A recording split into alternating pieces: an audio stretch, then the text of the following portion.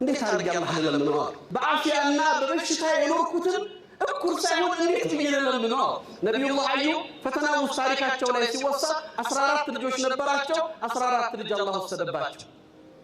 በጣም ሰፊ ሀብት ነበራቸው ሀብታቸውን ነሳቸው ከዛ በኋላ ፈተናው ያ ሁሉ ፈተና ደርሶ እሳቸው ግን አልተነኩም ውስጣቸው ላይ ግን ፈተናው አልወደቀም አሁንም በጥንካሬ አሁንም በኢማን ነው አልহামዱሊላህ ሚላው ሙላስ ቀጥሏል ያን ጊዜ ፈተናው ወደ እሳቸው መጣ ፈተናው እሳቸው ላይ ሲመጣ